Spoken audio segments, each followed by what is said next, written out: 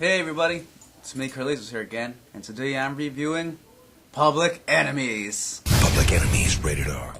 The movie is directed by Michael Mann, the great director who brought us the classics The Last of the Mohicans and two great crime classics, Collateral and Heat, which is of course one of the greatest crime films of all time, and now he brings us Public Enemies. So, does the newest one live up to his fame? Let's check it out. What is it exactly you do for a living? John Dillinger. I love banks. The movie follows gangster John Dillinger, this time played by Johnny Depp, in the height of the golden age of the era of robbing banks during the Great Depression. So, you watch John Dillinger as he makes some great bank robberies, some great escapes, as he's being chased by Melvin Purvis, one of the men from the FBI who's in charge of the Chicago district. And the movie follows how Melvin Purvis chases John Dillinger, but John Dillinger seems to be escaping his hands every time, until finally, Melvis ends John Dillinger's life. So, that's pretty much the synopsis of the movie. Anything more than that, you'll have to look up on your own. Of course, I didn't spoil anything because it's a biopic. You can look it up online and see exactly what happened. I will say this though, as far as biopics go, this is one of the more exciting ones out there. Kind of like Cinderella Man was exciting, even though you already knew what happened, and Apollo 13 was exciting, even though you knew what happened. This is one of those that, although you know what's going to happen, I knew it was going to happen at the end, but I was still on the edge of my seat, and the end still blew me away. So you guys out there, wondering, probably mad at me because I gave away the ending a little bit, don't worry, you'll still be in shock and awe at the end of the movie. It's great, you'll love it, I just know you will, especially if you're a gangster fan. You'll love this movie. Now, going into the actors, so the movie does feature Johnny Depp as John Dillinger, and of course Melvin Purvis is played by the great Christian Bale, and then there's Marion Cotillard playing John Dillinger's girlfriend, Billy Frechette. Now, all three actors shine on the screen very well. Christian Bale just nails down the role as Melvin Purvis. He doesn't try to bring, to upstage Johnny Depp in any way. He's just there to do what he has to do, which is kind of a nervous guy. The guy doesn't really know what he's doing. But it's really great to see because, after watching Christian Bale in Terminator and him yelling a lot, and especially even in Batman where he's the main star of the show, it's kind of nice to see him kind of take a little back seat a little bit, just a tad, and let Johnny Depp shine instead. It's really great to see. He nails the role down really well. Basically what's really great is he doesn't turn into a yeller, like I said. Now, Johnny Depp just nails the role of John Dillinger. I loved him as John Dillinger. He was great. He plays the Robin Hood of the movie, because that's basically what he was for the time. He robbed banks at a time when everybody else hated banks.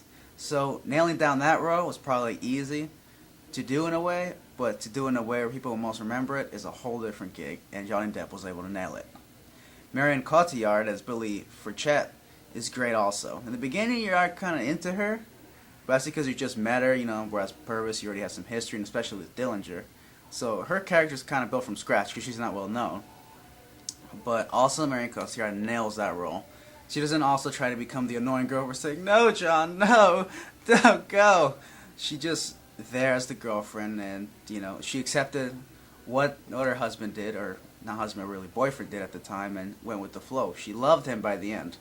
I loved in the beginning though how she didn't like him at all in the beginning of the movie, and then it took John Dillinger's character to kind of romance her a little bit, and Marion Cotillard just was able to fit into that so well.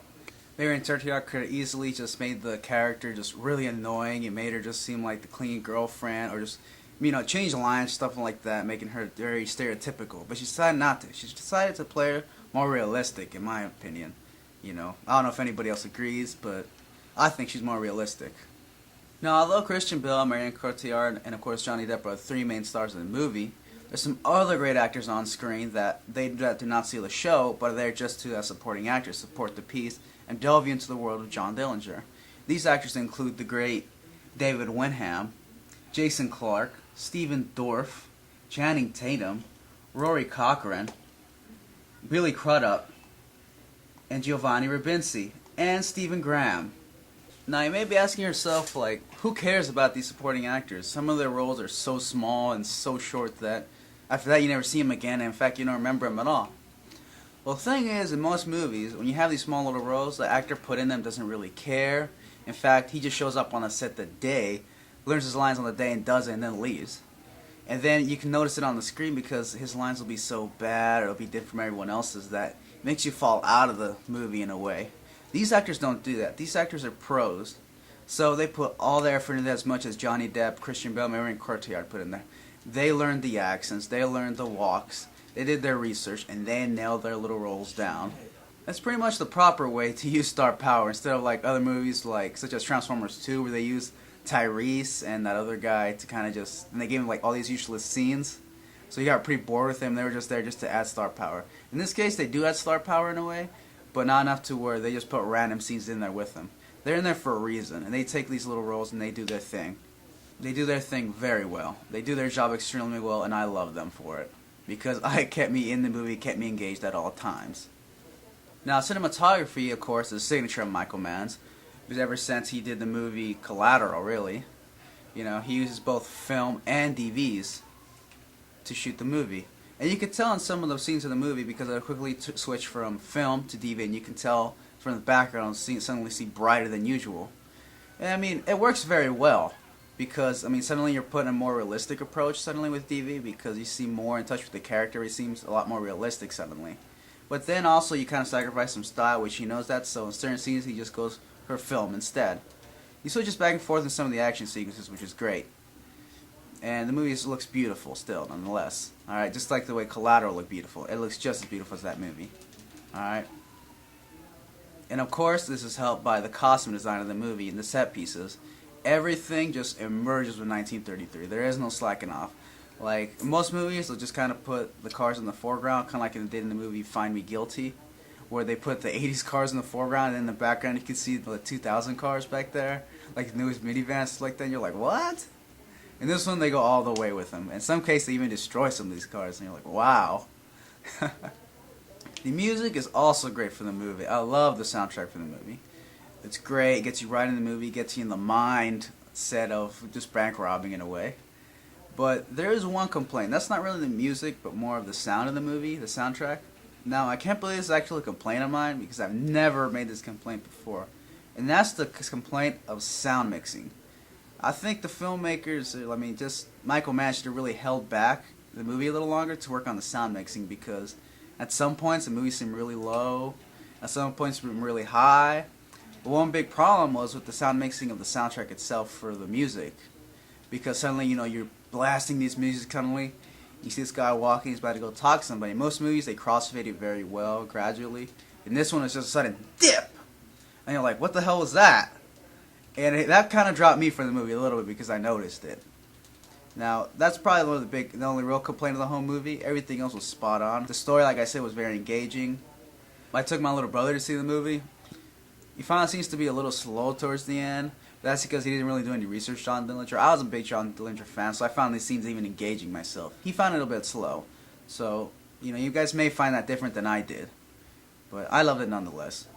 I give the movie a 9 out of 10. It's a great movie overall.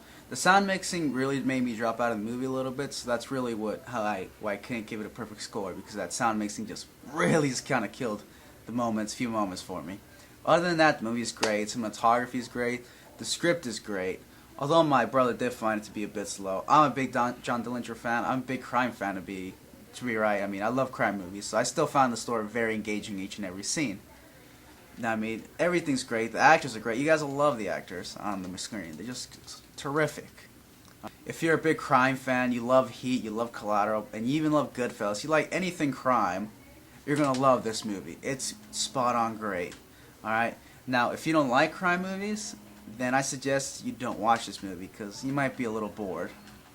This is definitely Johnny Depp's best performance overall. I haven't liked him this much in a movie in a long time. Alright? Like I said, if you're not a big crime fan, you're going to hate this movie. I mean, guys, this is really more of a guy movie, so I can't really see you taking your girlfriends down there to see this one. They might not be as interested as you are. But still, nonetheless, I give the movie a 9 out of 10. It's a great movie overall, and you guys should really check it out. One of the best movies of the year that I've seen so far. Really is. Not a disappointment at all. Great movie overall. Check it out, guys, alright?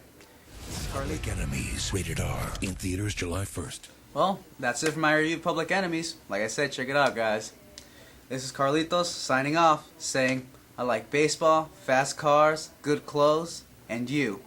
What else you need to know?